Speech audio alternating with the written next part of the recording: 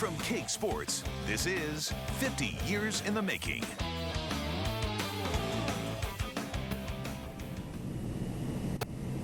Good evening and welcome to Miami and our special 50 Years in the Making. I'm Deb Farris. And I'm Chris Lilly. The Chiefs and the 49ers are less than a day away from kicking off Super Bowl 54.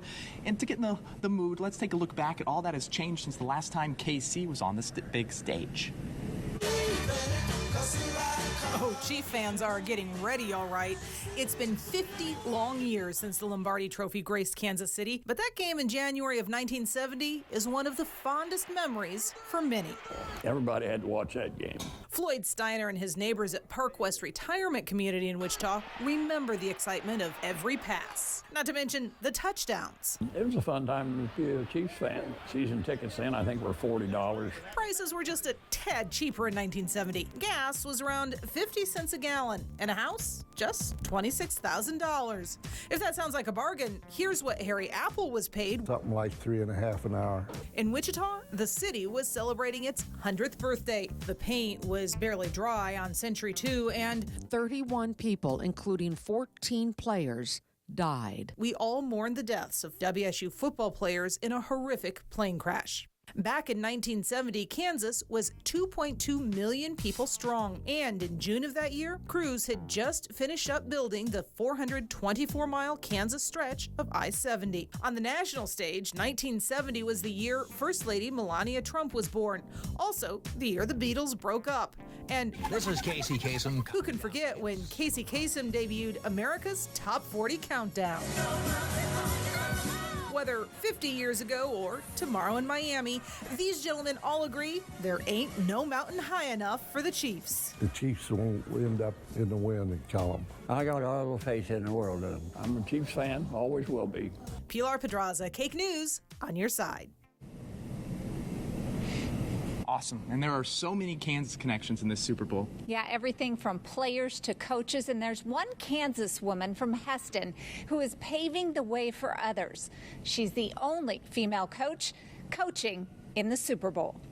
She's one of the media favorites. On opening night of Super Bowl 54, San Francisco assistant coach Katie Sauers is surrounded by cameras. It's not that just men that can lead men. It's not that women could lead men. It's that people can lead people if they're true leaders. She's the first female NFL coach to make it to the Super Bowl. I'm willing and I'm happy to be a trailblazer, and because I know that other women, other young girls are watching this, and maybe their path seems a little clearer now. Katie went all the way from this tiny, sometimes cold and snowy town in central Kansas to the big stage here in sunny and always warm Miami, Florida. She was interested in sports, baseballs, basketballs, footballs, just sports, loved it. Katie's parents and her twin sister Liz now live in the Kansas City area. We talked to them by FaceTime about Katie's journey. Being in the Super Bowl, that was never even a thought, you know, whereas today, I think it would be if I were a little girl today. The girls grew up playing football in the yard of their Heston home. They both excelled at sports, playing college basketball for Coach Joel Kaufman at Heston College. Oh, I'm so excited for her. It couldn't happen to a better person. She's an absolutely wonderful and extraordinary human being. So this is a really exciting time for her, and I'm really happy to see her having this kind of success. And now Katie has hit the big stage, but she stays humble, hoping to make a difference. I wanted to be either a teacher, a coach, or a counselor. I kind of got all three. Yeah, Katie's family says they've always cheered for the Chiefs all these years, but come tomorrow, they, of course, will be cheering for the 49ers. Yep. And on the other side of the ball, Blake Bell, who graduated from Bishop Carroll, he'll line up and play against the 49ers here in this Super Bowl. And the Bishop Carroll grad is making his family and all of Wichita very proud. When you think about this, his dreams come true, really, Deb. So, to be able to be here in Miami here, welcome to Miami. Mark and Sherry Bell are soaking it all in. The sun, the city, and the fact that their son, Blake, will be playing in the Super Bowl on Sunday. Oh, man, we are so excited. This is an experience that, I don't know, you can only dream about. it's really emotional. Mark and his twin brother Mike both played pro football. To see Blake not only in the NFL, but in the Super Bowl, they say is surreal. It's finally here. We're here in Miami where the Super Bowl's at, and to see the Blake's playing the Super Bowl, I mean, you know, you can't make it up. We're dreaming about it. It's a dreams come true. Just getting here last night and seeing him, seeing his excitement and how happy he is, and just knowing that they're out to win this. So we're beyond excited. Blake grew up a Chiefs fan, playing at Bishop Carroll, then Oklahoma. From there, he was drafted by San Francisco. His parents watched Blake move from team to team, finally landing back home. It's just kind of crazy how, like you said, life takes you full circle and you're right back in, the Kansas City Chiefs. We're so proud of Blake and so happy for Blake and so proud of our whole family, so proud of Blake. So this moment here is a moment we'll cherish the rest of our lives. That's pretty cool to have a Wichitan playing in the Super Bowl. Awesome. How about some more local flavor? Yeah, there are 3 former K-State Wildcats playing in the Super Bowl. Byron Pringle for the Chiefs, and then you also have Elijah Lee and DJ Reed playing on the other side with the 49ers. And after an injury wiped out Byron Pringle's rookie season, he's carved out a nice roster spot with the team this year with the Chiefs. The former K-State Wildcat is ecstatic to be back in his home state for the Super Bowl and still has a lot of love for everything that he's learned at K-State. It's one of our goals that we have in the beginning of the season to be here, and it's a blessing to be here. It's good for me because I have family here, so they're going to be able to get down to the game and enjoy us compete versus the 49ers. My feelings towards K-State is unconditionally. Like, Coach Snyder gave me a chance to be able to come in and be able to show my talent as a football player, also be able to coach me as a student in the classroom, and he teach the way he runs his program is for you to be successful outside of football. So I use some of those tactics and I apply it in my everyday work and practice and things I teach my kids. It's crazy, you don't get too many opportunities to play with a guy from your college team in the pros, so just to have, to be in this situation is amazing. For him to make it out of K-State, and then obviously I come out of K-State, and now we're both here playing in the Super Bowl on the same team. It's crazy, it's really crazy. I'll be thinking about that all the time. Has it kind of hit you yet that not too long ago you were playing football in Kansas and here you are on the biggest stage? Is that just kind of surreal? It is surreal, but it's just like, man, if you really work hard and you really put your mind to something, you could really, go far in life. Elijah, did you go to Chiefs games when you were growing up? I know you were at St. Joe for a while. And then yeah, I actually used to work the camps, the training camps. Whenever I was at St. Joe Central, that was part of our community service. Used to go over there and work the camps, and always sat in that position and just like, I hope I'm there that one day. And now I'm in the Super Bowl playing against them. And of course, the man who coached all 3 of those players, the legendary Bill Snyder. Yep, the Hall of Fame football coach is very proud of Lee, Reid, and Pringle, not only because of the players they become, but because of the men they've become along the way. And he shared with us a fun little story that he tells his players about how great K-State players have awesome careers in the NFL. Our young players at Kansas State University have greater tenure on an average in the NFL than any other program in college football. And I attribute that to the kind of young people they are. When you look at the young guys that we've had in the NFL, they're all special young people, wonderful men. There are young people in the NFL that, they're the only thing that keeps them there is just their pure athletic ability. Yeah. And there are a number. We've got guys. People out of the NFL will tell me, so and so. We're going to keep him just because of how he is in the locker room, or how he is with the players, or how the kind of person he is. So that when things are anywhere close in regards to talent, that quality character and intrinsic value system wins out. And coming up, stay with us. We will have a story about one Super Bowl member of the grounds crew who has a Kansas connection and how excited he is for tomorrow's game.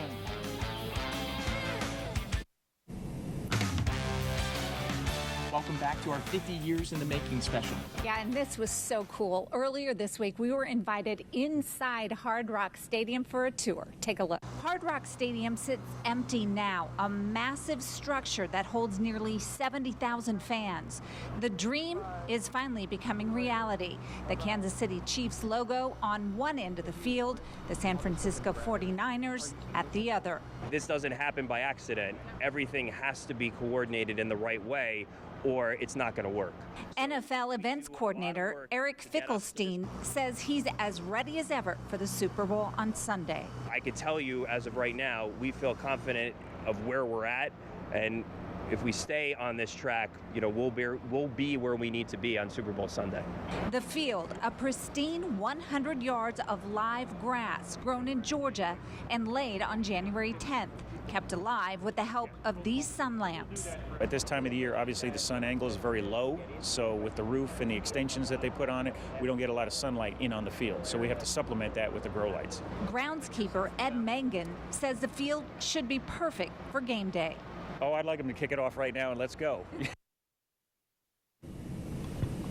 All right, and one of those groundskeepers has been keeping that field looking perfect for every Super Bowl for 54 years. KAKE's Austin Brissett introduces us to George Toma, who, by the way, will be cheering for the Chiefs tomorrow. Preparations on the field behind me here at Hard Rock Stadium have been going on for just over a year. And for one groundskeeper, he's been here for that entire time, as well as the previous 53 Super Bowls. Putting together this Bermuda grass for the Super Bowl takes a lot of people and a lot of work. But for George Toma, it's same old, same old. This is my 54th Super Bowl. I did all Super Bowls. From Super Bowl I to Super Bowl 54, he says times have changed. My first Super Bowl, I had only myself and 4 people, and I only had a 3x4 trunk of equipment. Today we got 40 people and 2 tractor trailer fulls. Now fans will fill these seats soon in front of the field that George Toma helped put together for the 54th time. And one logo on the field is something he's all too familiar with. I'm pulling for the Chiefs. I work for the Chiefs. He spent many years with the Chiefs along with several other teams in baseball, including the Kansas City Royals. He's made some friends along the way that are still working with him now. But 54 for him, I mean, there's nothing he hasn't seen. So you've got to only grow from that kind of experience. So in Super Bowl 54, some connections are keeping Toma pulling for the Chiefs. I wish the Chiefs would win for Lamar Hunt. While this is an exciting event for Toma, his work isn't done here in Miami. He's headed to spring training for his 8th year of groundskeeping with the Minnesota Twins. In Miami, Austin Brissett, KAKE News on your side. And happy 91st birthday to George Toma tomorrow on Super Bowl Sunday. He's a legend. He Legendary. really is. Yeah. And you know, Chris, a lot of kids grow up wanting to be just like their fathers. Yes, and Chiefs assistant coach Britt Reed is no exception. KAKE Sports' Scott Braswell introduces us to the father and son duo. I think he's the best. Andy Reid is known around the league for having one of the most successful coaching trees. 5 of his former assistants currently serve as head coaches in the NFL. His tree also includes his son, Britt. I'm probably too hard on him, but that comes with the territory when you're the coach's kid. So, but I'm proud of him for the job that he's done. It's no secret coaching is a brutal profession, one judged primarily on 2 things, wins and losses, neither of which scared Britt away from following in his father's footsteps. I know when I was getting into coaching, my mom kept asking me, you really want to do this? Yeah, listen, I love it. When you have that opportunity, when your kids grow up, to have them around, I think that's pretty special. This is Britt's 7th season on his dad's staff. He made the transition from coaching the defensive line to linebackers this year seamlessly. He's an awesome coach, man. Like he knows his stuff, and he's always trying to help me get my feet right as an outside backer because as D playing coaching D lineman, some of the same things. So it's been fun. The Chiefs' rallying cry through the playoffs has been to win one for Andy, something Britt appreciates more than ever as Kansas City hits the field on Sunday. Being his son, I've seen him obviously growing up and all the time that he's put into this, all the effort, and, for other people to want him to win just as bad as we do, that's awesome. And Scott mentioned winning one for Andy. Well, Andy Reid, he's normally very businesslike when dealing with the media, but Super Bowl week really loosened up Big Red. You have a slow start on 3 consecutive playoff games, trailing by 14, 24, and 10 points. What could be the reason, and how do you try to solve this problem on Sunday? Yeah, so it's hard on the heart. You don't want too many of those. So I'm working on that. Those 9 grandkids are awesome. So they keep you young, and at the same time make you feel old. It's kind of like sweet and sour pork. Had a chance to play Eric Bieniemy in that Colorado team, and they cheated. So it took them 5 downs to beat us. Yeah. So I remind them of that often. We're done? Sweet and sour pork and grandkids. I'm not sure I quite get that one, but hey, it's his week. He's got the team in the Super Bowl. He can say whatever he wants. That's right, and he seems so relaxed, yes, which is he does. really good news. It's awesome. Well, coming up next, Patrick Mahomes versus Jimmy G. We'll have the stats.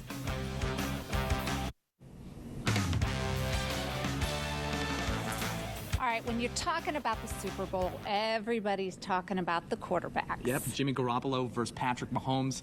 That's how you win a championship, on the back of a really good quarterback. We see that year in and year out. So let's take a look at some numbers, as both of them are some of the more efficient signal callers in the NFL. Mahomes, he threw for 4,646 yards this year with 34 touchdowns to just 5 interceptions. He doesn't turn the ball over a lot. Give him a QBR rating of 105.3 in the regular season. In the postseason, that jumps up by more than 20 points. And looking at Garoppolo, he threw for more than 4,000 yards, 28 touchdowns to 14 interceptions, and his quarterback rating actually went down in the postseason to 83.6. Jimmy can throw the ball when needed. You look at Jimmy's percentages and passer rating over the last couple of years here, it's up there. So in really every situation. And so as well as they run the football and as well as they make you honor every gap and every zone on the field, you can't slight the pass game either. And so Spags and our defense are working hard on that, and spend a lot of time trying to make it right. When you're a coach, I mean, that's what you look at. I mean, you watch the game 2 ways. Sometimes you watch it because you're looking at personnel and matchups and trying to understand the talent, and then you got to look at it completely from a schematic standpoint and how guys set people up, the way they call plays, whether it's an offensive guy or a defensive guy. And Andy, anytime I've been watching Andy since I've gotten in the league, so being able to watch him at Philly and having all that tape, and then to watch him go to Kansas City and do it with different quarterbacks, and to watch how he evolves with that. And it's always the foundation of what he believes in, but he's going to always adjust to his personnel and things like that. And he's had different personnel throughout his tenure, and he's always been a very fun guy to watch, and that's why he's one of the best. I think everything that happens with the Kansas City Chiefs is it's going to be his responsibility, and I think Patrick knows that. He's not a leader on that team for no reason. Everything is by design. He knows what he's doing, and when you got a guy like that that's in total control, anything can happen. It's like watching Mike Tyson back in his prime. You can't get up and go to the bathroom, or you can't get up and grab you a drink because you come back and the guy's down. If you're a Chiefs fan, you know that Patrick Mahomes is a very special player. Yes, one that seems to work his magic in every single game he plays in. I think you got to mix it up. You can't give them pre-snap looks to let them know what you're in, because they're going to read that right away. And you can't give up big plays. You got to make him go 80 yards every time, which he can do, but you got to make him go 80 yards and force a mistake. Force him to do something he doesn't want to do. Take away his first option. Make him improvise, and then try to make sure that the guys up front are being disciplined in their pass rush. Because when you're not disciplined, whether on the back end or the front end, it's going to turn into a big play. Yeah, he hasn't had that clunker game yet. Now, the longer you play, sooner or later, you have a few of those quarters or games, you know. But you're right, he hasn't had that. And watching him practice the other day, they look pretty sharp to me. It's like I wouldn't want to be a defensive coordinator.